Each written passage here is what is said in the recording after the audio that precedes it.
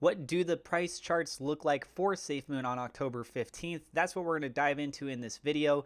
And I have not been doing dedicated videos on this, but I actually have a background in doing technical analysis. So please let me know in the comments down below if you like the fact that I'm doing a video focused on this, if you'd like to see it on the daily in the mix with all the other news videos that I'm doing as well. But with this specific video, I just want to go ahead and start off by saying a quick shout out thank you to my patrons over on Patreon. Really do appreciate it, guys. We're very close to hitting that $100 a month goal. So thank you guys so much. If you want to become a patron as well, there's a link in the description. And also, I just want to start off by saying I'm not a financial advisor. Everything I'm saying is my own opinion. It's my own research. I encourage you guys to go do your own research. And okay. So I'm just starting off with a little bit of some indicators. This is on a 15-minute chart. And then I'm actually going to break this off and we're going to zoom out a little bit on the scale. We're talking about some of the news. So on a 15-minute time frame, so short time frame, as of the time I'm making this video, this is forming a bearish pennant. Now the thing is that you have a symmetrical triangle, so you're seeing that this is a downward position. This is also showing on the opposite end for the support, an ascending position, and they're intersecting. So by doing so, we have to look at the barrier of entry before it came in. In this instance, the price was up high and it started to drop. It didn't come in from over here. If it came in from over here, then it'd be a bullish pennant. So this is suggesting that there's a higher probability of some more pullback rather than some further continuation. Sorry about my words with that. So with what we're looking at right here, I would be looking at the potential of a drop. Let's go ahead and move this over. This looks like it could pull down to a range right around 16 again. So we're at 17.61.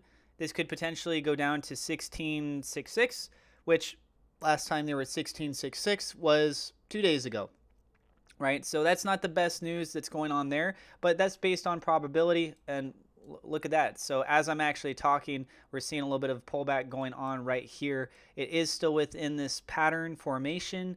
It hasn't actually defined itself yet. And keep in mind that a little bit of time needs to actually take place once it goes down below the level of support to really establish itself and suggest that. Because sometimes you do get fake outs where this may come down and it recovers back in. And these are not guaranteed formulas, right? This is based on probability. So there's a higher likelihood that it will go down, but that doesn't mean that it can't go up. Let me clarify that. That is technical analysis indicators. You could get your trades right 50% of the time, right? And you get your trades wrong 50% of the time.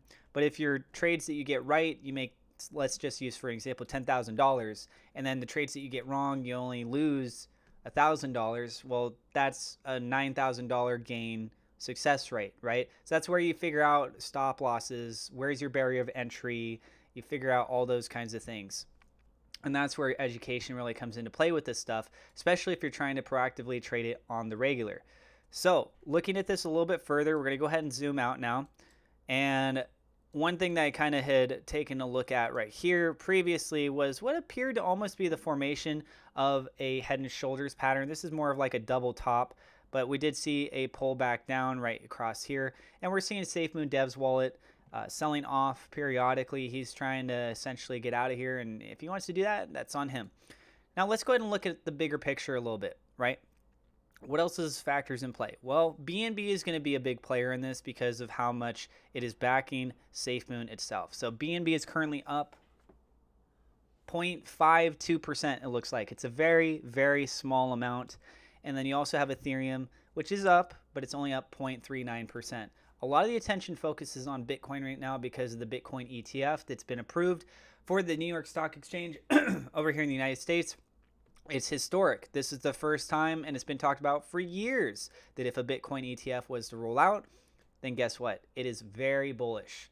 We're talking parabolic. There's an opportunity for Bitcoin, especially to really make a move. And we're seeing that as it's very close to its previous all-time high, which ironically was set earlier this year.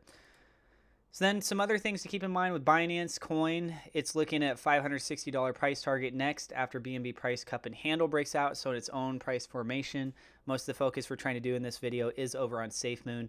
It has not hit the $500 level yet. It is at $472, but it is trying to make that push. The other thing that we see over here is Binance Coin rallies after world's largest exchange announces $1 billion growth fund. Both of these articles that I'm showing you right now are from 2 days ago. So there is some attention on Binance. It is some more bullish signs that are trying to help push it in the media publicity. In the media. So anyways, let's go ahead and continue back on over to SafeMoon. I'm going to move off of the 15-minute time frame. Let's go move over to a day. I prefer using days typically.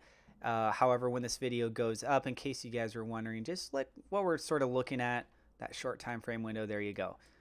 All right, so I'm going to go ahead and remove these now so that we can see things a lot more clearly. And we're going to start zooming out right here. And so one thing that I want to note for you guys is I actually saw this the other day. So this is a formation of what is called an inverted head and shoulders pattern. And off of this, we have what's called a neckline. So this neckline is going to be established right about here. So you have one shoulder, then the head, and then another shoulder down. Now, the opportunity of where this could actually play to next, we're going to go ahead and pull this right across for that neckline to the tip of the head. And we're going to pull that. Let's actually just get that lined up straight there. So pull this across. Actually, it goes right here. Get that down a little bit. Okay. So on the breakout zone, broke out up here. You can see there's a little bit of pullback. So short time frame. We're talking on a 15-minute time frame. So very, very short time frame. We could see a little bit more pullback. On a longer time frame, the bigger picture, where we're looking at is potentially a run up to around 24.5. So 245. And that actually matches up very well. If we draw a line across here, that fits in line with a couple points of resistance. Let me make sure I get that about as straight as possible. Right about there. Okay. So we're seeing that line up not only with this point, but we also have a point back on August 6th, and then matching up with the bodies of these candles. Not so much the wicks, but the wicks are a very short time frame, up and down. This is on the daily, right? So a lot of resistance showing signs here, and that is at 25. So psychologically, there's definitely a play there for 25 as well. You're a quarter of the way to the next knockoff of the zero. So I would actually be looking at us right now where we are currently at. It is finding some resistance first off at 1885. There's a date back here, September 14th, where we're seeing a little bit of that. And that is a minimal rejection point. I'm not seeing too many other instances. There's some bounce off first levels of support back here around August 10th and August 11th. But other than that, I'd say the next major level is really going to be focused on 25. We might see a little bit right around 24 too, but I highly doubt that's going to be much of a problem. The big thing that you really need to be concerned with right now is what's going to happen when it hits 25.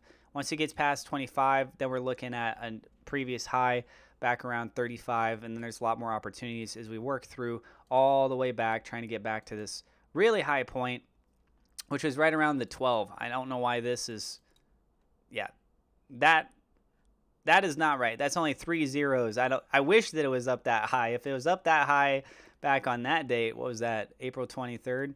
Yeah, that would have been amazing. But nope, that didn't quite happen. So we're looking at a previous high right around 12 or so. On this version, it's showing it right around 11. So let's go ahead and keep an eye on that. I'm going to go ahead and wrap up the video there. I think I made this a little bit longer than what I intended, but it is TA, and I used to do TA videos, and it was kind of like that regardless. So the short form of this is that short term, it looks like there are some indicators suggesting there's going to be pullback. The price is going to drop down a little bit. On the long term, the bigger picture right here, this is suggesting that we're going to have a further continuation up. The other argument somebody else has said before is this kind of looks like a cup and handle pattern, which is close to the formation of what we were talking about just a second ago from that Binance article. That is also a bullish indicator suggesting a further continuation up. So I don't see as strong of a sign of a cup and handle because this doesn't have a nice smooth movement to it. It has a spike up and then down. So I'm looking more of it as an inverted head and shoulders pattern. But regardless, they're both bullish. So again, let me know in the comments down below if you guys would like to see me do more TA videos on the daily for you. And also, I have referral links in the description. So if you want to get free cryptocurrencies or free stock, it's not financial advice, but it's free money for you guys. Go check out the links. And if you're new to the channel, don't forget to hit subscribe, hit the thumbs up like button. It definitely helps us out with the YouTube search algorithm, and click the bell icon. I do go live sometimes. I will see you guys in the next episode.